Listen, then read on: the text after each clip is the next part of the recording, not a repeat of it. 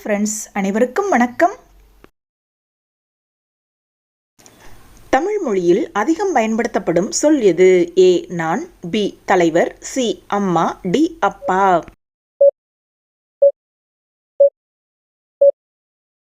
சரியான விடை அம்மா. தமிழ்நாட்டில் உச்ச வெப்பநிலை நிலவும் மாதம் எது? ஏ மார்ச், பி ஏப்ரல், சி மே, டி ஜூன்.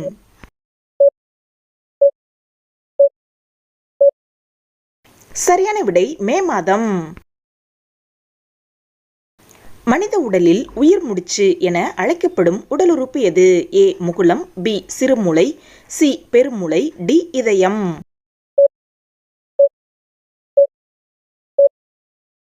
சரியான விடை முகுளம்.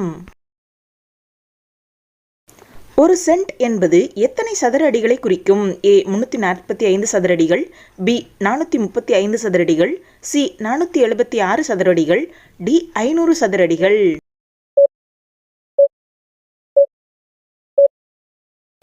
சரியான விடை 435 சதுர அடிகள்.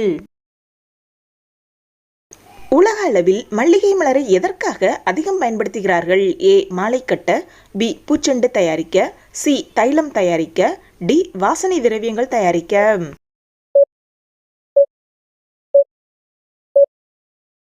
சரியான விடை வாசனை திரவியங்கள் தயாரிக்க.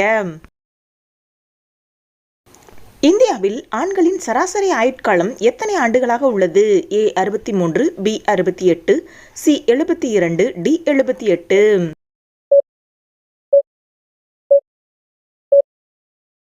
சரியான விடை 63 ஆண்டுகள்.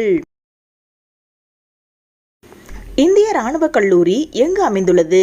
ஏ Mumbai, B Dehradun, C Guwahati, D Ladakh.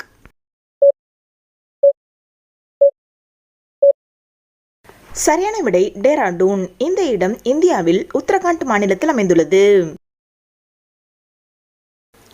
சென்னையில் மெட்ரோ ரயில் திட்டம் எந்த நாட்டு உதவியுடன் செயல்படுத்தப்பட்டு வருகிறது? ஏ ஜப்பான், பி சீனா, சி அமெரிக்கா, டி ரஷ்யா.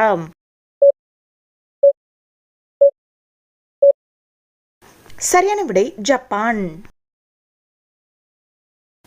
மனிதன் ஒரு சமூக விலங்கு என்று கூறியவர் யார்? A Ambedkar, B Aristotle, C Adam Smith, D Hitler.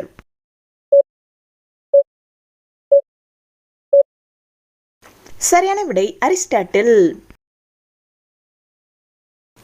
தினமும் தூங்கச் செல்லும் முன் தொப்புளில் எந்த எண்ணெயை 4 சொட்டு வைத்தால் முகப்பரு போன்ற சரும வியாதிகள் குணமடைந்து நோய் எதிர்ப்பு சக்தி அதிகரிக்கும்? ஏ தேங்காய் எண்ணெய், பி வேப்ப எண்ணெய், சி நல்லெண்ணெய், டி ஆலிவ் எண்ணெய்.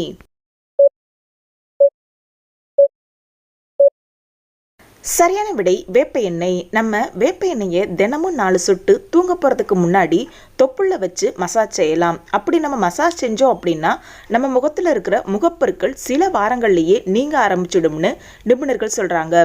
சரும வியாதிகளும் பூரணமாக இதனால் குணமடையும். இந்த மாதிரி வேப்ப எண்ணெயை நம்ம டெய்லியும் பயன்படுத்திட்டு வந்தோம்னா பிற நோய் தொற்றுகளும் நம்ம எளிதில் அண்டாமல் இருக்கும். வேப்ப எண்ணெய் நச்சுக்களை எளிதில் அழிச்சு நமக்கு நோய் எதிர்ப்பு சக்தியை அதிகரிக்க செய்கிறதா நிபுணர்கள் சொல்கிறாங்க. அது மட்டும் இல்ல, நம்ம எப்பயுமே தொப்புள்ள எண்ணெயை வச்ச உடனே மசாஜ் செய்யக்கூடாதாம். தொப்புள்ள எண்ணெயை ஊத்தி ஒரு சில வினாடிகள் அப்படியே விட்டுறணுமாம். பிறகுதான் தொப்புள் பகுதியிலிருந்து ஒரு அரை அங்குலம் வரைக்கும் லேசா மசாஜ் செஞ்சாலே போதும்.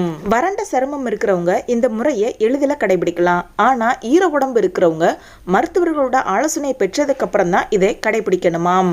பெண்களிடம் இந்த தொப்புள் பகுதியை கவர்ச்சி அம்சமாகவே காலம் காலமாக பார்க்கப்பட்டு வருவதும் இது போன்ற மருத்துவ நன்மைகளை பலரும் உணராமலே போய்விடுவதும் எவ்வளவு கசப்பான உண்மை.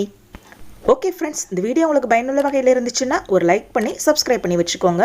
மற்றொரு வீடியோவில் சந்திப்போம். அதுவரைக்கும் அனைவருக்கும் நன்றி.